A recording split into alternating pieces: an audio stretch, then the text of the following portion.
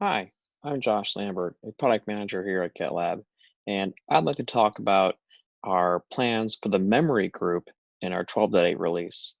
We're working on a few key themes here. The first is continuing to work to bring Puma to GitLab. Puma is a multi-threaded application server for Ruby on Rails, and currently we're using Unicorn, which is a per process model. So there can be some memory improvements with Puma, but there are some interesting challenges in switching over, in particular because GitLab tends to be fairly compute heavy, and Ruby has essentially a global interpreter lock that essentially means it can only really generate code for one thread at a time. So if you have if you can essentially finish your compute within a given time slice, then you're great. If you have some longer running processing, you can essentially see longer latency for a given request, even though you might have less memory and combined additional throughput of requests. So working to balance those aspects here in the last few releases and continuing this one. And that's kind of the main challenge here with Puma right now is getting that tuning correct and making sure we have a good handle on the performance characteristics.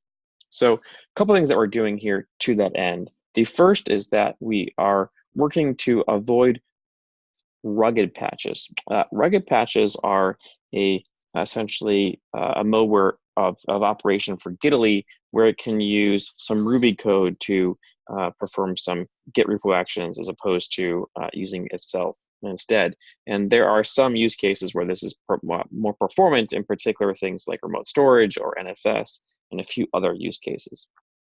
So there are some deployments out there that have rugged turned on with Gitly right now, and so we want to make sure that because the additional compute that's happening in the Ruby process, this can actually have a pretty poor performance when multi-threaded because of that interpreter lock I mentioned earlier.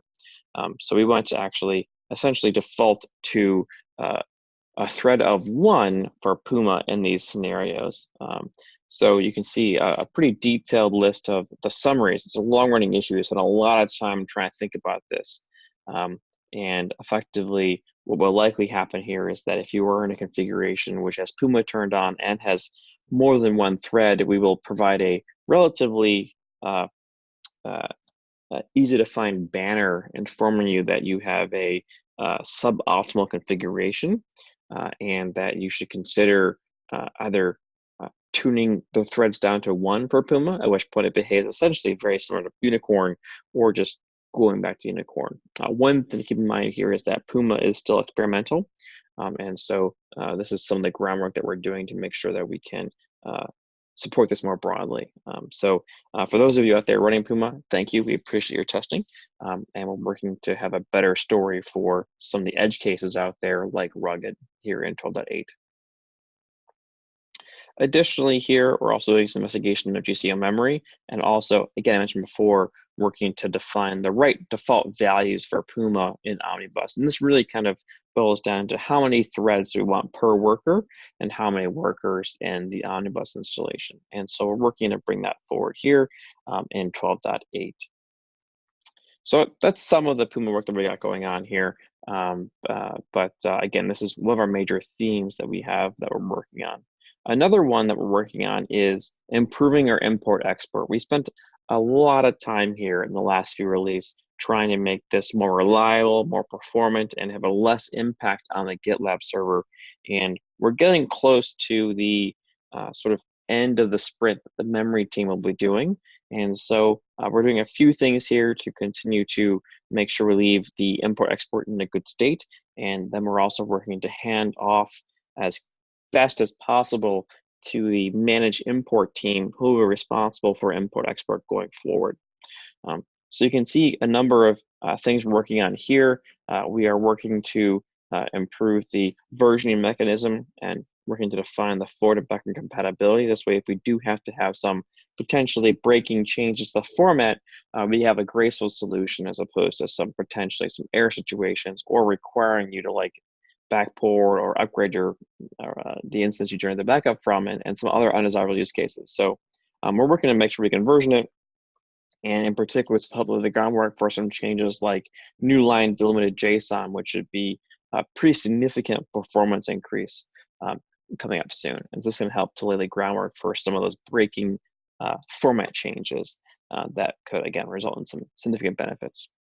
We're also working to make them more reliable, as well as also going to do a few things around the testing side as well to make sure we have a good CI test suite that we can detect if there are problems or failures, as well as also if there are performance regressions in the import-export side of things, so that if we do end up introducing some code that has a negative impact, we can determine that relatively quickly and either not merge it or quickly follow up with a fix.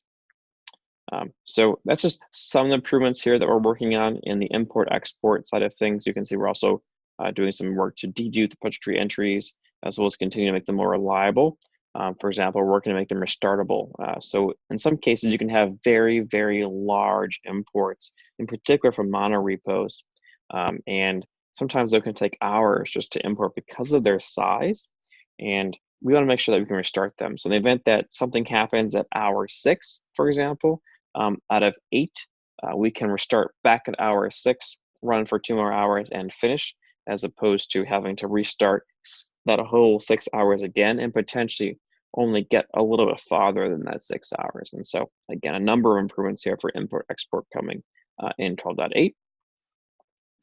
And we're also working on a few other key projects here. One is working to bring Sidekick cluster to our core release. Currently it's in starter, but we want to simplify our configuration matrix, simplify our testing matrix, and also have a better experience for our end users and our IT admins by having one less knob to throw as your instance scales. So we're working to have this on by default, and that way you don't have this potential failure mode as your user counts and your CI usage goes up, where your Sidekick starts to get behind until you realize that you might need this feature or you might need to go HA. So we're working to help make sure that GitLab can stay performant under more use cases and at higher scales without having to take action, which is a good thing for everyone involved. And similar, as mentioned before, we'll also reduce our test cases so that way we can have our developers developing an environment that behaves more similar to production, especially at scale, which tends to have this feature turned on, versus our dev environment, which tends to have it turned off. So some standardization there will help us to also reduce our testing surface area and allow us to catch some of these problems if they occur more quickly in development. So that's quite exciting one there, by being able to bring that from our starter tier to our core tier. So those are some of the key changes that we're making here in the memory team. We're really excited about them. Puma has a lot of long-term promise to improve the efficiency of GitLab and reduce the cost it takes to run. That's a really key improvement we can make, especially at scale. And then, of course, also the work that we're doing to make import-export more reliable and more performant is also very, very important for a number of our customers as well. So very excited about this release. Hopefully you are too. And we'll talk to you next month for our 12.9 kickoff.